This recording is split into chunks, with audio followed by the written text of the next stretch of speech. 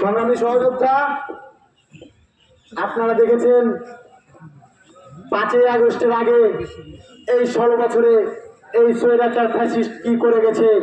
তারপরও এই 5ই আগস্টের পর এই স্বৈরাচার দোসরের এই গুন্ডা লীগ, এই সন্ত্রাসী লীগের এজেন্ডা বাস্তবায়নে যারা কাজ করছে, এই স্বৈরাচার লীগের এজেন্ডা বাস্তবায়নে আমরা দেখেছি এই আইন বিভাগেও কাজ করছে। এই আইন বিভাগকে হুঁশিয়ার করে দিতে চাই, আপনারা যদি এইভাবে চালাতে থাকেন, আমরা অতি শীঘ্রই এই আইন বিভাগ কোন রকম মানব না। আমরা রাজপথে কালকে থেকে বিচার করব। এই বিচার বিভাগে আর বিচার হবে না, এই বিচার আমরা হাতে তুলে নিব। ওই বিচার আমাদের হাতে হবে, রাজপথে চাঁপাইনবাবগঞ্জের মাটিতে। আপনারা যে বিচার করছেন আওয়ামী এজেন্ডা বাস্তবায়ন করে,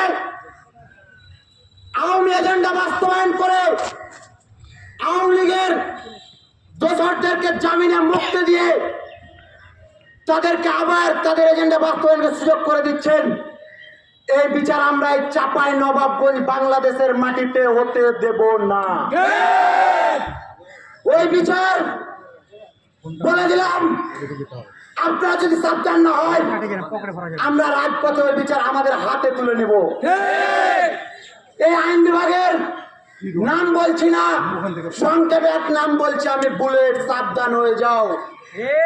তুমি এই ইদানিং ইস্যুতে জামিন দিয়েছো দোসরদেরকে, তারপর আলহামদুলিল্লাহ পোস্ট দিয়েছো, তোমাকে চিহ্নিত করে রাখলাম।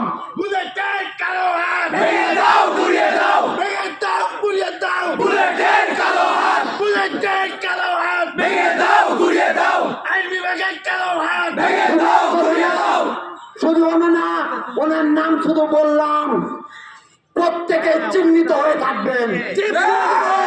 প্রত্যেককেই বলে দিলাম সাবধান হয়ে যান, নয়তো ওখান থেকে জেব টেনে রাজপথে নিয়ে আসবো। এই ছাত্র জনতাকে খেপিয়ে দিবেন না।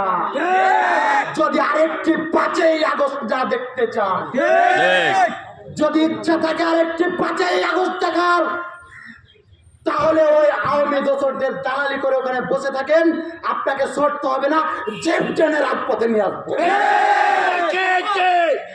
আওয়ামী লীগের আস্তানা, আওয়ামী লীগের দোসরদের দিল্লি না ঢাকা, দালালি না রাজপথ, দিল্লি না ঢাকা।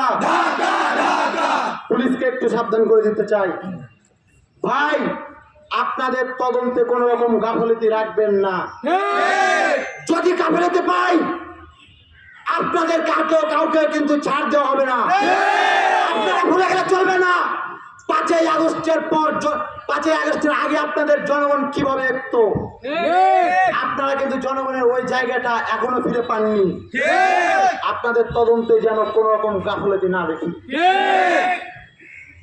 আর আরো বলে দিতে চাই, আপনারা মনে হয় ভুলে গেছেন, আমাদের সহযোদ্ধারা বিস্ফোরক আইনে যখন মামলা খেয়েছিল আন্দোলনে, অথচ আন্দোলনে আমরা একটি লাইট আরো জ্বালাই নেই। ওই মামলায় 5ই আগস্টের পর এই আওয়ামী দোসররা আমাদের জামিন দিতে ঘুরিয়েছে আর ঘুরিয়েছে, আমরা ঘুরতেই থেকেছি আদালত চত্বরে।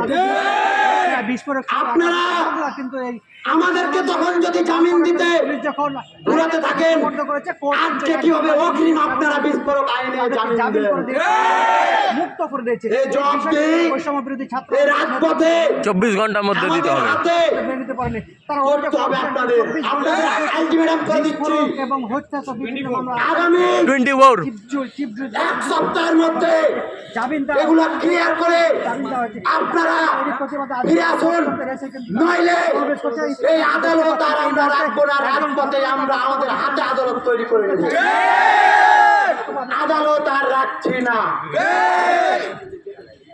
সংগ্রামী সহযোদ্ধা, আপনারা আরো দেখেছেন এই আওয়ামী লীগের দোসরদের বাংলাদেশে আরো রাজনৈতিক অনেক দল আছে, তারাও সেল্টারবাজি করছে। এই সেল্টারবাজি অতি শীঘ্র আপনারা বন্ধ করুন, নইলে আওয়ামী লীগের মতো আপনাদের রাজনৈতিক দল এই দেশে থাকবে না। সুতরাং আপনারা সাবধান হয়ে যান।